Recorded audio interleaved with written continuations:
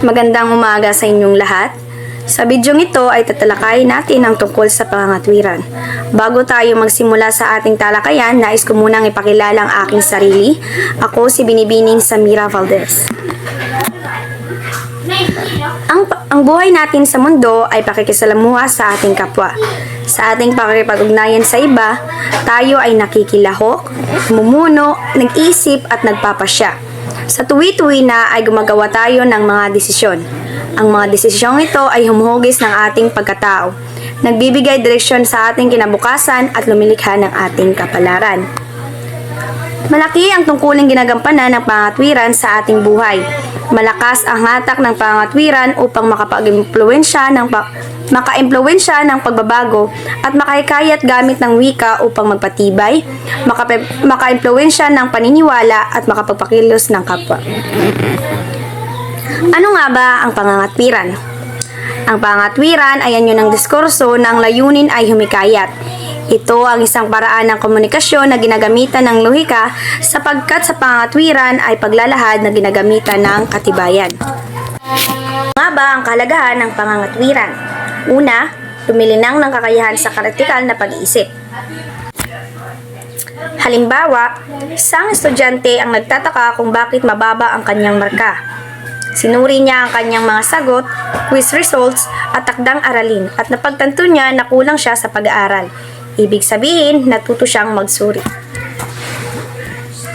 Ito ay nagpapatibay ng tiwala sa sarili.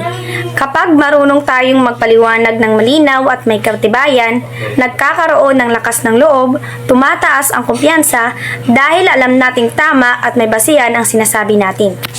Halimbawa, tinawag ng isang guro ang isang estudyante upang ipaliwanag kung bakit kailangang ipagpatuloy ang kanilang proyekto. Dahil maayos ang kanyang pangangatwiran, naniwala ang guro at ang kanyang mga kaklase. Ibig sabihin, lumakas ang tiwala niya sa kanyang sarili. Pangatlo, ito ay napaniniwala at napakikilos ang iba. Ang pangangatwiran ay nakatulong upang mahikayat ang iba na maniwala o gumawa ng isang bagay. Kapag malinaw at may matibay na ebidensya o patunay, mas madali silang makumbinsi. At ngayon ay dumako naman tayo sa mga uri ng pangangatwiran. Una, ang pangangatwirang pagbuod o inductive reasoning. Nagsisimula ang ganitong pangangatwiran sa maliit na detalye at nagtatapos sa isang panlahat na kaisipan. Ang pangangatwirang pabuod ay nagsisimula sa maliit na detalye, obserbasyon o halimbawa. At mula rito ay bumubuo ng konklusyon. Halimbawa, nakita mong masayang kumakain ng sorbetes ang mga bata. At nakita mo rin ang iyong kapatid na masaya kapag may sorbetes. Ang konklusyon, karamihan sa mga bata ay masaya kapag may sorbetes. Ngayon ay dumako naman tayo sa pangalawang uri ng pangangatwiran, ang pangangatwirang pasaklaw o deductive reasoning. Ito ay nagsisimula ang ganitong pangangatwiran sa isang panlahat na kaisipan patungo sa maymayang maliit na detalye o katotohanan.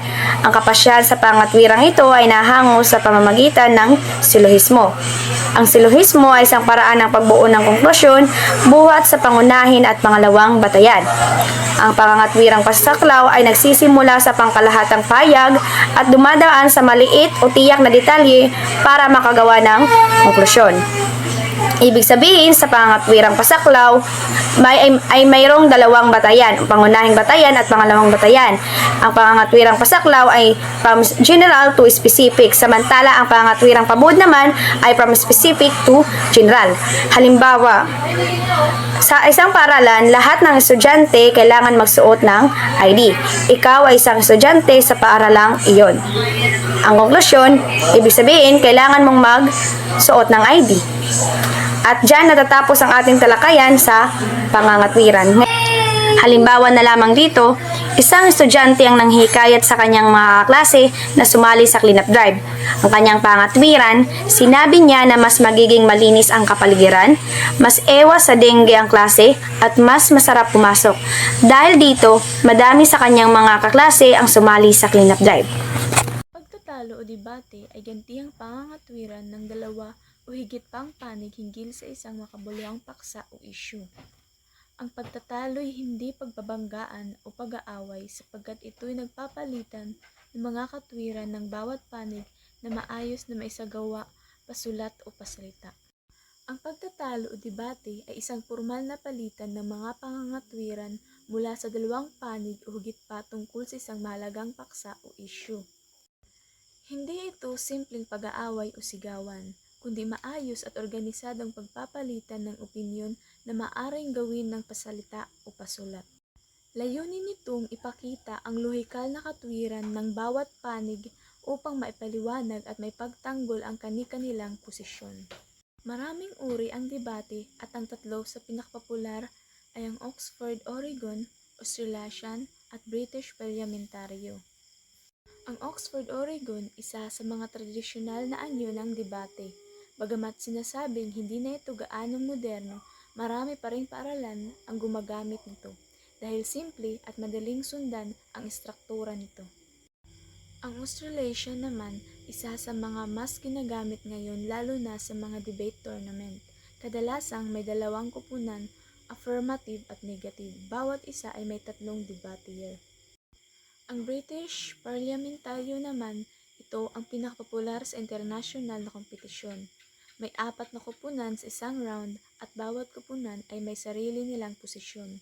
Ito ay mas dynamic at mas mapaghamon. Itinuturing ng marami ng Oxford Oregon ay passive, subalit marami pa rin ang gumagamit nito sa kanilang silid-aralan. Sa kasalukuyan, ang Australasian at British Parliamentary ang pinakagamitin sa international na mga kompetisyon. Sa kabuuan, ang debate ay isang sistematikong paraan ng pag-uusap kung saan ang bawat panig ay nagpapahayag ng kanilang matibay na dahilan. Dumako naman tayo ngayon sa balagtasan. Ang balagtasan ay isang formal o maanyong pagtatalo. Ang salitang balagtasan ay kuha sa ngalan ni Balagtas na ang hari ng tulang Tagalog. Ang balagtasan ay paligsahan sa pagtula. Ang duplo at balagtasan ay kapwa patulang paligsahan. Sa duplo ay may kasaling tinatawag na bilyako at bilyaka. Sa balagtasan na may lakandiwa at 2 panig o pangkat na nagtatalo. Sa duplo, ang sasabihin ay handa, ay hindi handa, samantalang sa balagtasan ay handa. Ibig sabihin, ang balagtasan ay isang formal, patula, at masining na pagtatalo. 2 makata ang magtatagisan ng talino upang ipagtanggol ang kanilang panig tungkol sa isang napapanahong isyu or paksa. Hindi ito basta-bastang debate dahil lahat ng pahayag mula simula hanggang wakas ay sinasabi sa anyong tula, may tugma at may sukat. Ang salitang balagtasan ay kinuha mula sa apelyido ng makatang si Francisco Balagtas, na tinawag ding ang hari ng tulang Tagalog. Dahil sa malaki niyang ambag sa panitikang Pilipino, ipinangalan sa kanya ang ganitong uri ng pagtatalo. Ang duplo ay isa ring paligsahan sa pagtula na nauna sa balagtasan. Ang duplo at balagtasan ay parehong patulang paligsahan, ngunit mas moderno at formal ang balagtasan. Kung sa duplo ay may tinatawag tayong bilyako at bilyaka, sa balagtasan naman may lakandiwa o lakambini at 2 panig o pangkat na nagtatalo. Sa lakandiwa at lakambini, sila ang tagapamagitan. Sila ang magpapakilala sa paksa, sa mga makata at siya rin ang nagbibigay daloy sa programa. Ang 2 panig naman o 2 makata, ito ang 2 panig na magtatalo. Bawat isa ay may sariling argumento, lohika at estilo ng pagbigkas. Mayroon din tinatawag na manunood. Sila ang tumatanggap at humusga sa lakas ng pangangatwiran at galing sa tula. Ang layunin ng balagtasan ay hindi lamang magpasikat o magpatawa. Ito'y pagpapalitan ng matalinong argumento, pagpapayaman ng wika, at paglinang sa kakayahang magsuri ng mga isyu ng lipunan. Sa huli, Ang balagtasan ay isang patunay na ang Pilipino ay hindi lamang mahusay mag-isip, mahilig din tayong magsalita ng may sining at talino.